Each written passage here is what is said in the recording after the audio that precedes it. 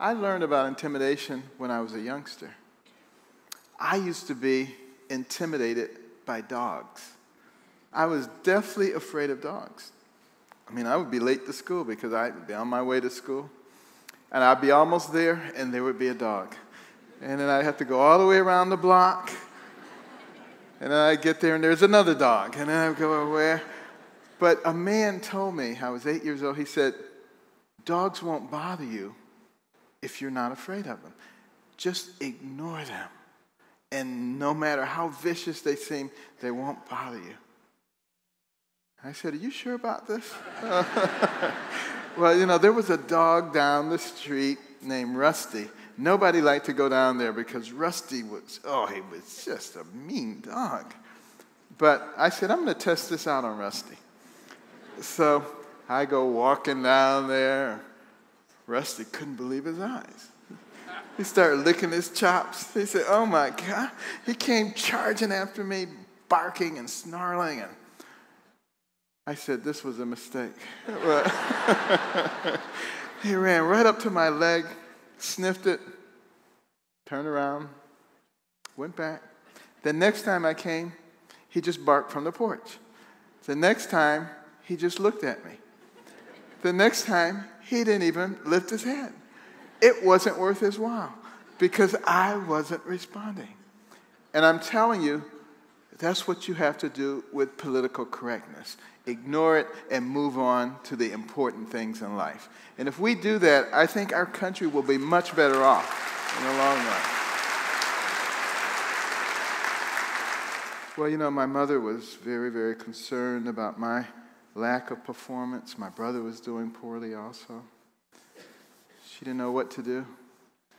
She prayed and she asked God to give her wisdom, and he gave it to her. At least in her opinion. My brother and I didn't think it was all that wise. Turning off the TV and making us read books and submitting to her written book reports, which she couldn't read. But we didn't know that. That wasn't, to us, it did not seem wise. But we did it. And I must admit, after a while, I actually started enjoying reading those books. She didn't dictate what we had to read, so I loved animals. I started reading animal books. I remember the first book I read, it was about a beaver. It was called Chip the Dam Builder. It's a really good book if you get bored, And I soon read every animal book in the Detroit Public Library. And then I went to trees, and then I went to rocks because we lived near the railroad tracks. And what is there along the railroad tracks? Rocks. And I would collect rocks, bring them home, read about them in my geology book. Still in the 5th grade, still the dummy in the class. Nobody knew about my project. One day, the 5th grade science teacher, Mr. Jake, came in, held up a big black shiny rock, says, can anybody tell me what this is? Now, bear in mind, I never raised my hand. I never answered any questions. So I waited for one of the smart kids to raise their hand. Nobody did. So I waited for one of the dumb kids to raise their hand. Nobody did. I said, this is my big chance. And up went my hand. Everybody turned around. They couldn't believe Carson, the dummy, has his hand up. And Mr. Jake was shocked. And he said, Benjamin? I said, Mr. Jake, that's obsidian. There was silence in the room. Because it sounded good. Nobody knew whether it was right or wrong. They didn't know whether they should be laughing or whether they should be impressed. And finally, after he got over his shock, he said, that's right.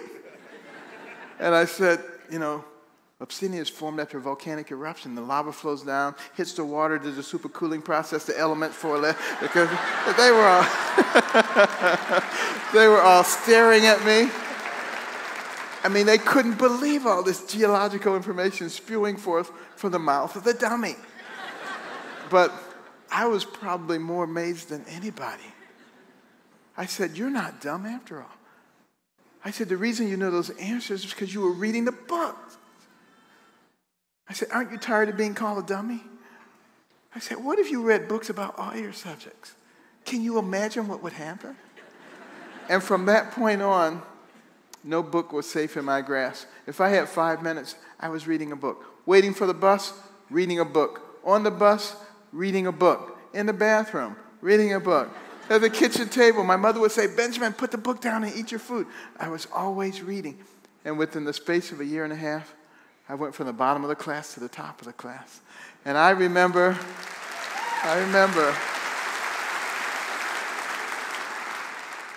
going up to Steve after a test. I said, Steve, how'd you do in the exam? He poked out his chest. He said, oh, I got a 91. And I said, well, gee, that's too bad. Oh, I got 100. And I said, next time if you need help, let me know. But